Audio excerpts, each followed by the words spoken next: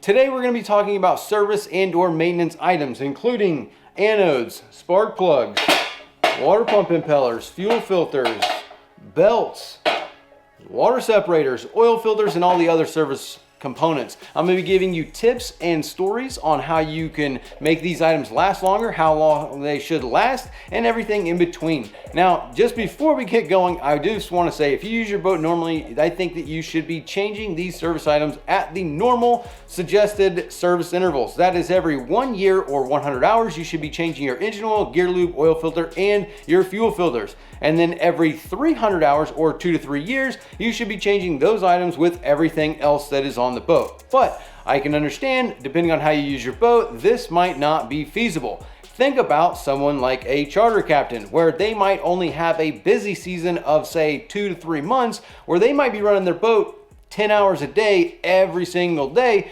but the majority of the money that they make are made within that time frame, because their busy season would only be that time frame. It might be get cold, or might just not run the boat. It might not have the clients to take out on the boat during the other times of the years. So during that busy season, they need to use their boat as much as possible. And if you think about it, if you're running 10-hour days, like if you're taking a trip out in the morning and you're running a full day, and then coming back, clean the boat, next day, same thing, and you're doing that for 2 months, and that's where you're making 70% of everything you make that year, then I can understand that every 10 days, taking the boat down to change the engine oil and the gear lube can be a little bit of a problem. Because let's say you're making $1,000 a day, and if you don't run the boat that day, you lost $1,000. Then if you pay for the parts to change oil and you do it yourself, it's going to cost you a couple $100. Now, if you pay someone else to do it, it might cost you up to $1,000. If that's the case, you're going to spend $2,000 that day, one in the lost trip, and then two in servicing the engine, up to every single engine. So, I mean, it might, if you got a twin engine boat, it might cost you $1,500 to service both engines.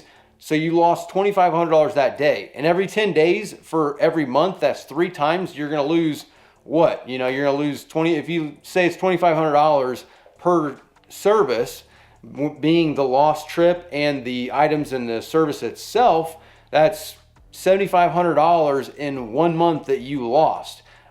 Take that over 3 months, you're going to lose $22,500 over the 3 months. So that's a big hit on the majority of your income for the year, having to take the boat down just to do the oil changes and the gear lube. The issue with this is that a lot of charter captains will still do the oil change, but they might skip on the gear lube, or they might stretch it out to say 150 hours. So twice a month, they'll take the boat down, do the engine oil and the gear lube, and then send it out the door.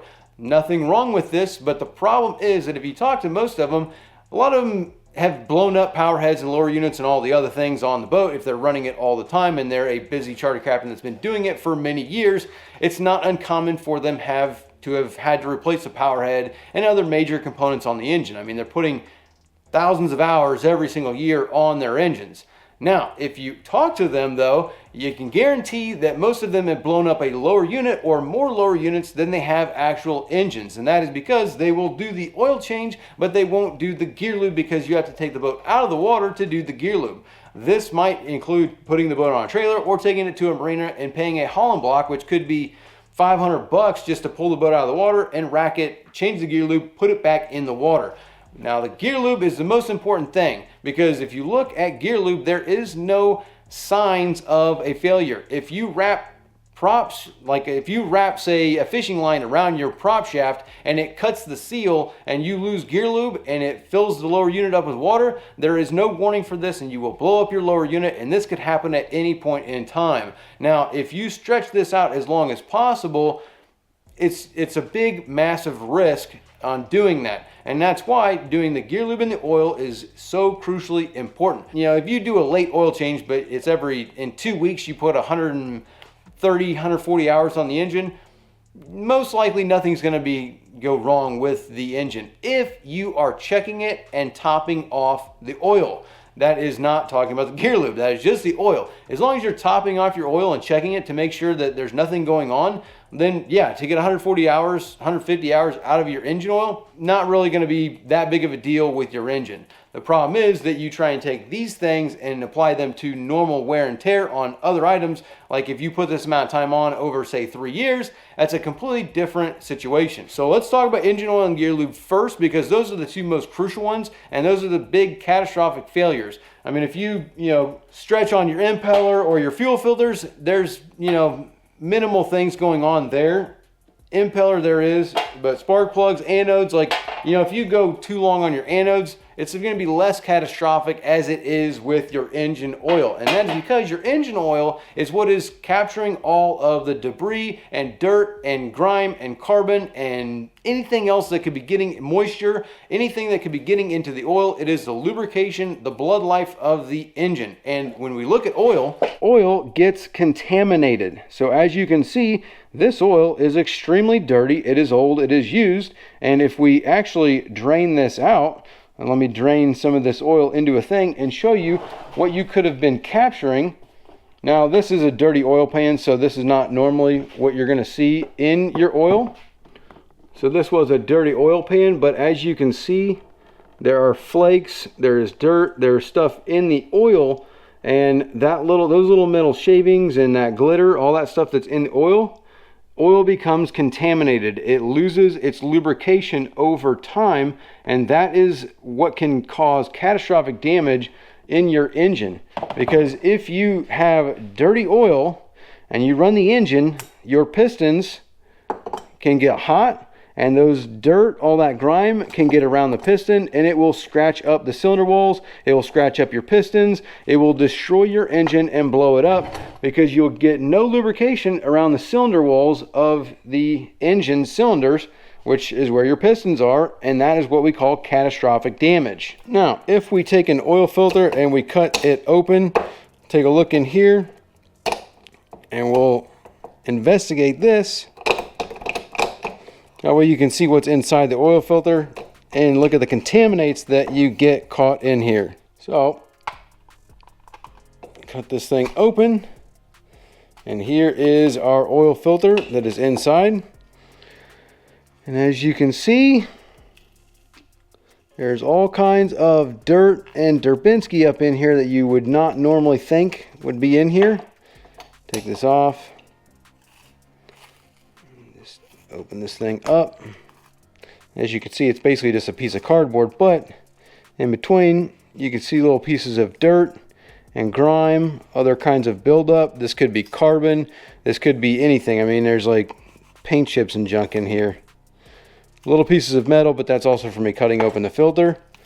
But as you can see, there's all kinds of junk inside of the oil filter, which is what it's doing. It's basically catching all kinds of contaminants, and the cleaner it is, the better it is, because all these contaminants would otherwise be in your engine, causing you damage like this. So when it comes to your engine oils and your oil filters, I say do not stretch this. Every 100 hours, you should be changing the oil filter, your engine oil, and your gear lube. Now, if you are a charter captain and you are putting over 100 hours on in a week or so, then I get it. You want to stretch that? Okay, that's fine, but check your oil. Make sure you check your oil and top it off if it is low, because you can get blow by and you will be burning oil most likely. And then also your gear lube. If you can, make sure you do that gear lube every 100 hours, because if not, there's no warning and you will blow up a lower unit. And I mean, if you've been stretching your services and you haven't changed your gear lube in 200 hours, I mean, I don't know what kind of warranty you're going to get out of that. So that's it for the oil and the gear lube. But when it comes to things like, say, your spark plugs, now this is a different situation, because if you're a charter captain and you're putting that many hours on, you might stretch these out. I've seen plenty of them that will get 400, 450, 500 hours out of the spark plugs, and that is because they're putting that many hours on in a month. Now that is different than those of you that are not putting that amount of time on in 5 years. If you're trying to stretch your spark plugs, if you stretch your spark plugs to, let's say, 350, 400, you're probably not going to have any issues. It's basically just you're getting more life out of the spark plugs. If you run a quick clean or a ring free and you have clean engine or a cleaning detergent that is running through your fuel that's cleaning these, it's going to be much better because they're not going to fail as quickly. So if you're a charter captain putting that much time on in quickly, then you're already burning off all that stuff. If it takes you 4 years to put on, say, 400 hours on your spark plugs, it is enough time for you to get mineral deposits, carbon deposits, and other stuff on the spark plug. And also think about them sitting. It is metal. They are going to be deteriorating. Deterioration. They're breaking down. Also oxidization. Things are embedding them onto the spark plug, so they are basically fouling out. And so you won't get that same amount of time, because if you look at putting 400 hours on in, say, a month versus 4 to 5 years, that 4 to 5 years is enough time for all the other issues to happen, which is going to be shortening the life of the spark plugs. Realistically, I mean, if you stretch these out another 50 to 100 hours on your spark plugs, not that big of a deal. The issue with doing that is it becomes a problem with your logging and your tracking.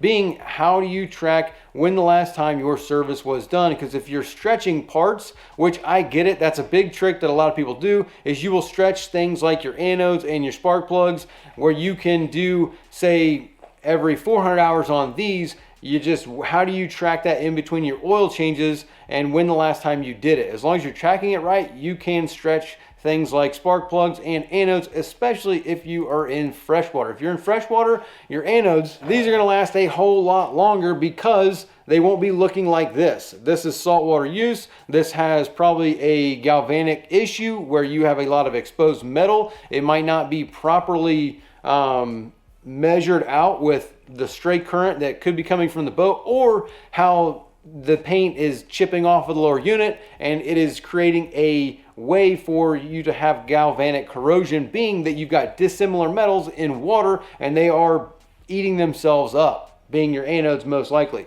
So you can stretch these out. Normally you do every 300 hours. These you will check using a scale and or just looking at them. If they look like this, they're not doing anything, because all this stuff that is on the anode, it's not able to get in it, and they do corrode, and they will corrode out from the inside out, which means that the inside of this thing can get eaten away and it will lose its potency. It's basically not as useful as it was. And also, if it's got all this stuff on it like that chipped off, it does not have metal showing, so it's basically a blocking. All this right here is blocking current from getting to it, which means it's not very effective.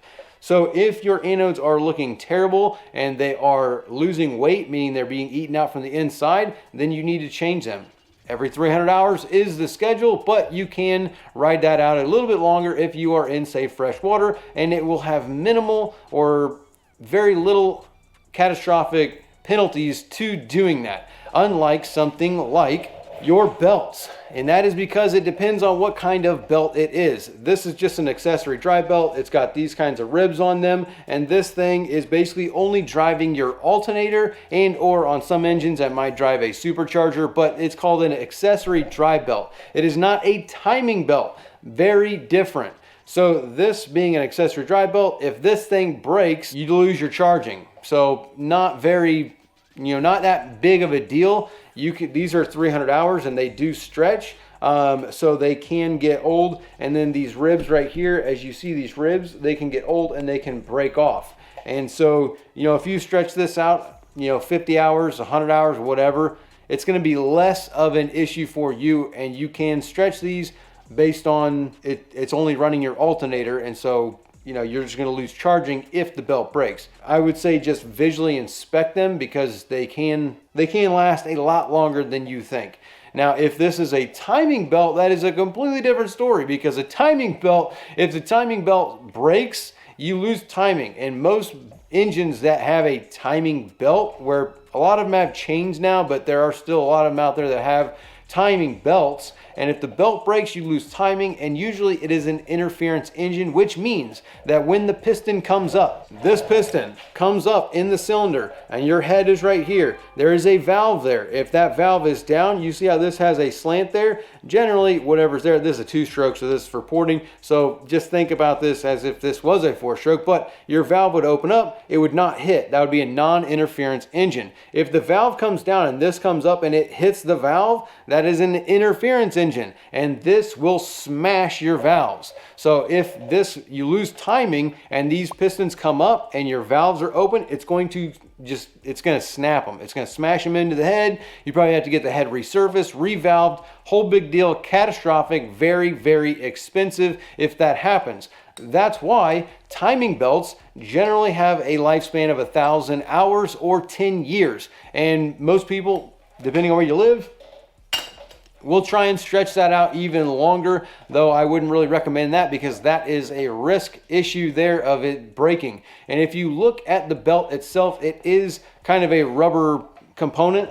I mean, it's not fully rubber, but there is basically, it's kind of like rubber, the material, and it will have notches on there. The notches can get dry rotted and they will break off. So that is the risk. You need to inspect these. And if you inspect these and you see cracks on the little nipples that are on the belt, and say you only have 800 hours on the engine, I would go ahead and change that belt then I would trying to get, say, 1,100 hours out of it. Though, if you're putting a lot of time on it very quickly, these belts can last a long, long time, especially if you're doing it over a very quick period of time, because the problem with the belts is the dry rot is what kills them over the stress of just sitting there spinning around. Now, if you get 1,200, 1,300 hours out of your belt, that's great. But when you do your belts, you also want to check your tensioners, because the tensioners and the pulleys can also have bearings in them that do fail quite regularly. And so you're going to want to check those and make sure that those aren't squeaking and messed up, because if they are, you need to change those with your belts, which again is about 1,000 hours or roughly 10 years, depending on how you use your engine. This is not something that I would stretch. If you get 1,100 hours out of it, all right, I would inspect it before you go trying to stretch it.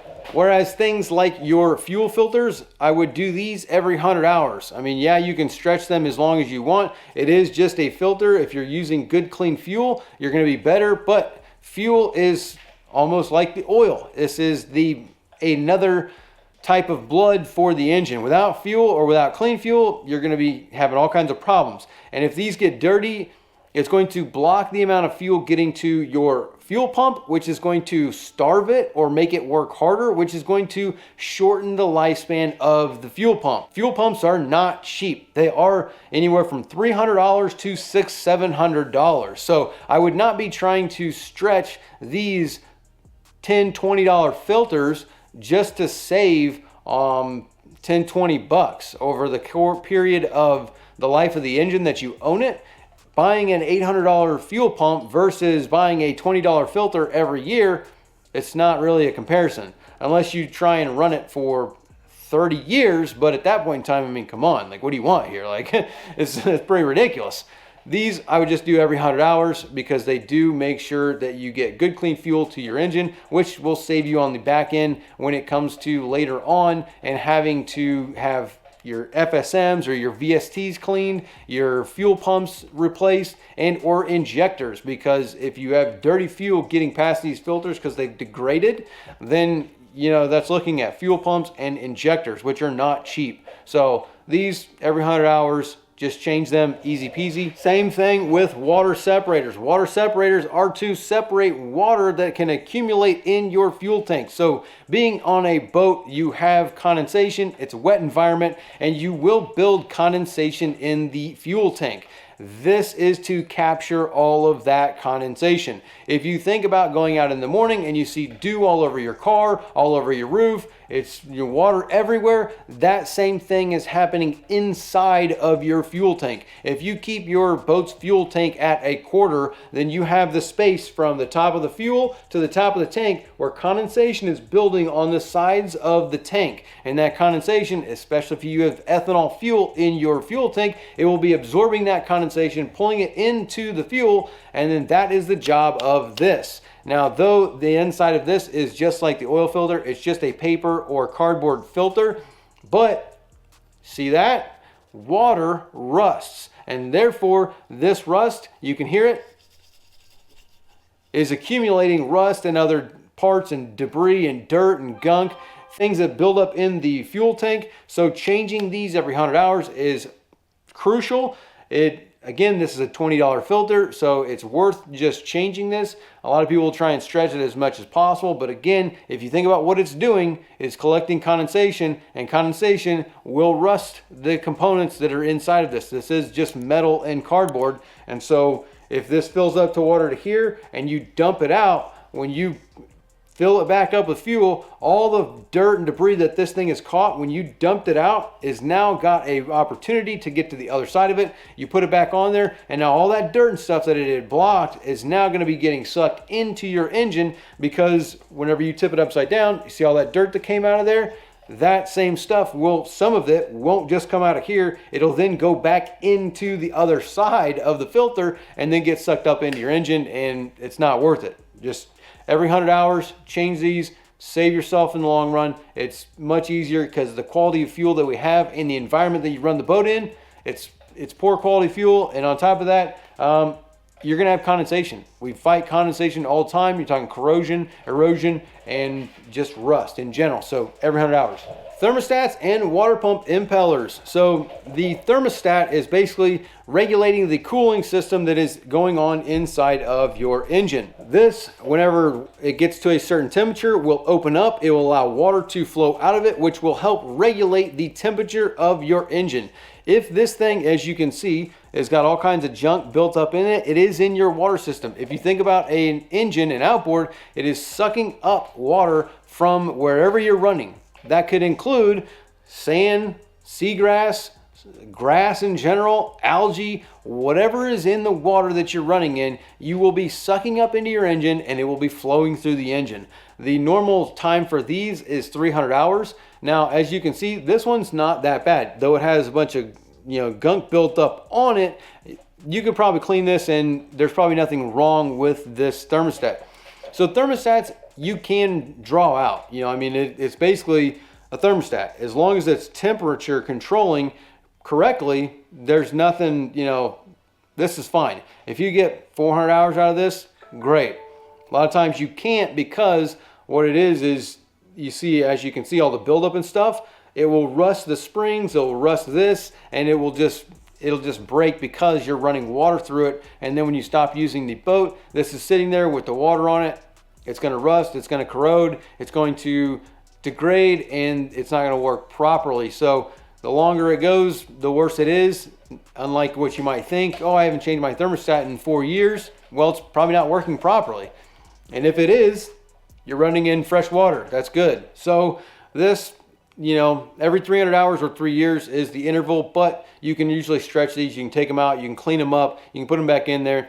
Now, if you take these out, or this gets stuck open and your engine is running cool, that can also be a problem, because if you think about what happens when you have cold and hot and metal, you are going to create condensation, just like we were talking about with the actual boat fuel tank and condensation building in there. This is regulating the temperature of the metal on your engine. So if that metal, whenever it is running, your spark plugs are creating fire, which is creating heat. That heat is then being dispersed or cooled down by water running through the engine.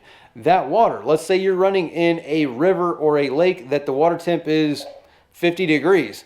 That's cold. If you take these thermostats out and you just run that 50-degree water through your engine, your metal on the engine is going to be running very cool, and the only hot spots are going to be in the cylinders. That means in the crankcase. The crankcase being where your crank is, and your pistons, they're attached like this, and this thing is spinning. These pistons are going up and down. The tops of these pistons are going to be getting hot because the spark plug is creating heat, and it's creating fire on top of that. Now that heat will heat this up, but this is cool. Remember, you're running very cool water through the engine, so all this is running cool, hot, cold, it creates condensation. And if you leave it unchecked and run it for too long, say you do not have a thermostat in your engine, and or the thermostat is stuck open and you're running cold, you're creating that condensation. If you run it for too long, you're going to be accumulating moisture or condensation in your crankcase. That is going to put water in your oil, and is also going to put water around all of these metal components. So this has bearings that it rides on, and those bearings will start to rust because condensation, water, moisture will make metal rust. It's just what happens. So this is very important as far as temperature control. You do not want the engine to run too cold. That is what it is. Now, if you live somewhere where you're running in very hot water, 80-degree water, 90-degree water, most likely the engine is getting hot and you're not, building condensation in it like you would be in the north in a cool environment. Again, the outside air temp also plays a fact on that, because if it's 50-degree water, probably 50 degrees outside. And again, that's cold air, cold fuel, cold water, and hot pistons and spark plugs. So if you do 100 hours with it running cold like that, you will prematurely make your engine fail by wearing out the bearings, the crank, the piston rods, all your metal parts inside of the engine because of the condensation and the moisture. So you can just check these, make sure they're working properly. If you want to really know if this thing's working properly, take it out. On the top of it, usually there is a degree on it, like this one here. This one doesn't say, but some of them will have a stamp on it that tells you the temperature. Say it's 143 degrees. Put this into a thing of water, boil the water, and regulate it with a thermostat. If this opens up at 143 degrees, the thermostat's working properly, you're good to go. You might also get seagrass or stuff stuffed in this. You can take it out, clean it out, put it back in, and be fine. Water pump impellers. These have a life of 300 hours or every 2 to 3 years. Now, before we talk about the actual lifespan, because I know a lot of you out there, maybe you live in Minnesota or Wisconsin or Michigan, Illinois, anywhere in the Midwest or up north, you might not have changed your impeller in 10 years and you have no problems. We're going to get into that. But before we do, this right here, if you live in South Florida or anywhere in the South, Texas, Alabama, Mississippi, Louisiana, anywhere like that where you're running in saltwater or anything like that, the impeller itself, as you can see, this is a used impeller. It does have, you can see stress cracks right here. It is cracked from being flipped like that. And it does have wear marks right there from where it's flipped, because that's what it does in order to move the water.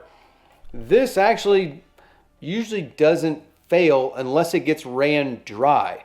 These will last a very long time. Honestly, they're a lot longer than you might think that they would.